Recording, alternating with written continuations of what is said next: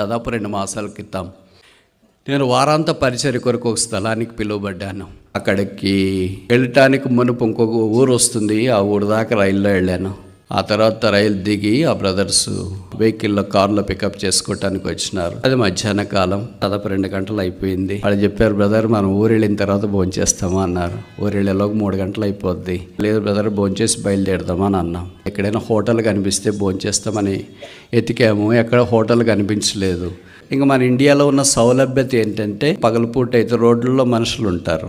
అలాగ ఒక ఆయన ఎదురొస్తుంటే ఆయన అడిగామా, ఇక్కడ ఎక్కడైనా దగ్గరలో భోజన హోటల్ ఉందంటే ఇక్కడే ఉంది సార్, అవతల వైపు అని. ఒక్కడు కూడా కనిపించట్లేదే, నువ్వు ఎక్కడే ఉంది అంటున్నావు అంటే, సార్ ఇక్కడే ఉంది, కావాలంటే నేను మీకు ముందుగా వెళ్తా, మీరు నన్ను ఫాలో కండి అని చెప్పాడు. అలాగే యూటర్న్ తీసుకొని మొత్తానికి ఆ హోటల్ దగ్గరికి వెళ్ళాం.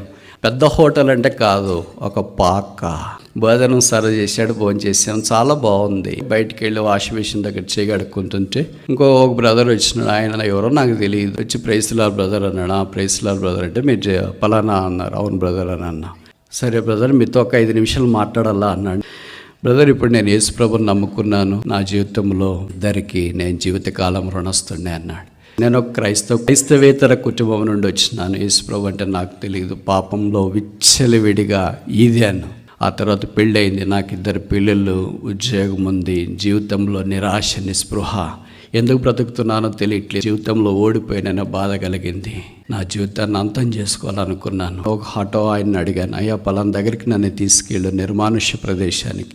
ఆయనకు అవసరమైన డబ్బులు ఇచ్చినాను. యూట్యూబ్లో ఒక వాక్యం పెట్టాడు, ఆ దేవుని గురించిన వాక్యం, సిలువను గురించి వర్తమానం వినబడతా ఉంది. ఆ తర్వాత ఆయన నేను ఎక్కడికి చెప్పానో అక్కడికి తీసుకెళ్ళాడు. సార్ ఇదే స్థలము, మీరు దిగండి అని చెప్పాడు. నేను అన్నాను, నేను దిగదలుచుకోలేదయ్యా, తిరిగి వాపసు రావాలనుకున్నాను అన్న. అదేంటి సార్, ఇక్కడికే నన్ను తీసుకురమ్మన్నారు కదా అను. తీసుకురమ్మన్నాను ఇక్కడికే, కానీ నా తీర్మానం మార్చుకున్నాను, వెళ్ళాలనుకుంటున్నాను. నేను ఆటోలో నుండి దిగాను. ఆయన అడిగాను, అయ్యా ఈ యేసు ప్రభుని గురించి, ప్రేమను గురించి వాక్యం చెప్పారు కదా, ఆ లింక్ నాకు పంపించు నా మొబైల్కి అన్నాను. ఆయన నా మొబైల్కి లింక్ పంపించాడు. నిర్మానుష్య ప్రదేశం, ఒక చెట్టు కింద అలా కూర్చున్నాను. ఆ లింకులో యేసు యొక్క శిలువ ప్రేమను గురించి మీరే వివరించారు.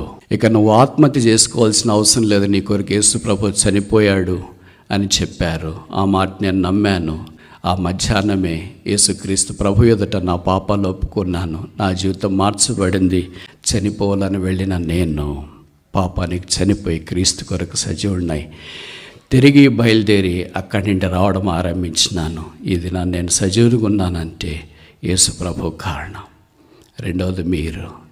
నా కళ్ళు చెమ్మగిల్లాయి. దైవమా, ఇది ఏమి ఆశ్చర్య కార్యం.